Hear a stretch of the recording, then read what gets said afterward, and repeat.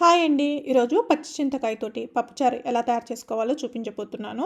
ముందుగా కుక్కర్లోకి 1 కప్పు వరకు కందిపప్పు తీసుకుని, ఈ కందిపప్పుని 2-3 సార్లు బాగా శుభ్రంగా కడిగి పెట్టుకుని, ఇప్పుడు 1 కప్పుకి 3 కప్పుల వరకు వాటర్ వేసుకోవాలి. ఇలా వేసుకొని ఇందులోకి పావు టీ స్పూన్ వరకు పసుపు వేసుకొని స్టవ్ ఆన్ చేసుకొని కుక్కర్ పెట్టేసి 4 విజిల్స్ వేపించుకోవాలి. మరొక పక్కన ఒక గిన్నెలోకి కట్ చేసుకున్నటువంటి మునక్కాడలు, అలాగే 1 గ్లాస్ వాటరు, కొద్దిగా కల్లుప్పు వేసుకొని వీటిని కూడా స్టవ్ ఆన్ చేసుకొని మునక్కాడల్ని ఉడికించుకోవాలి. ఈలోగా 4 విజిల్స్ వచ్చేసాయి. ఇప్పుడు స్టవ్ ఆఫ్ చేసుకొని పక్కకు పెట్టేసుకోవాలి. మరొక పక్కన కొద్దిగా చింతకాయల్ని ఒక బౌల్లోకి తీసేసుకొని ఇందులోకి 1 టీ గ్లాస్ వాటర్ వేసుకొని ఈ చింతకాయల్ని 3-4 నిమిషాల పాటు ఉడికించుకోవాలి.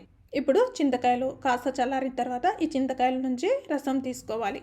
ఇలా పిప్పిని మొత్తం తీసేసుకుంటూ గుజ్జును తీసేసుకొని ఇప్పుడు ఇందులోకి కొద్దిగా వాటర్ వేసుకోవాలి. మరి ఎక్కువగా యాడ్ చేసుకోకూడదు. ఇప్పుడు పప్పు పూర్తిగా ప్రెజర్ పోయిన తర్వాత మూత తీసి పప్పు గుత్తితోటి మెత్తగా మెదిపేసుకోవాలి.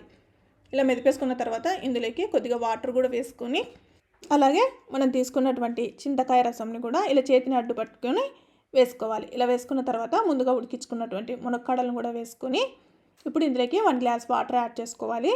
ఇప్పుడు స్టవ్ ఆన్ చేసుకొని కడాయి పెట్టేసుకొని ఇందులోకి 1.5 టేబుల్ స్పూన్ ఆయిల్ వేసుకోవాలి. ఆయిల్ వేడెక్కిన తర్వాత ఇందులోకి జీరా, ఆవాలు, కొద్దిగా రాతిపూత, ఒక మీడియం సైజు ఉల్లిపాయ, అలాగే 4-5 పచ్చిమిర్చి సన్నగా పొడవుగా కట్ చేసుకొని వేయించుకోవాలి.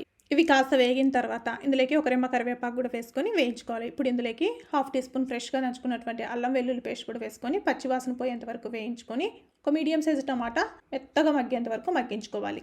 ఇప్పుడు ఇందులోకి రుచికి తగినంత సాల్ట్ వేసేసుకొని ఒకసారి బాగా కలిపేసుకొని ముందుగా మెదిపి పెట్టుకున్నటువంటి పప్పుచారుని ఇందులోకి వేసేసుకొని మూత పెట్టి 10 నిమిషాల పాటు మసలనివ్వాలి.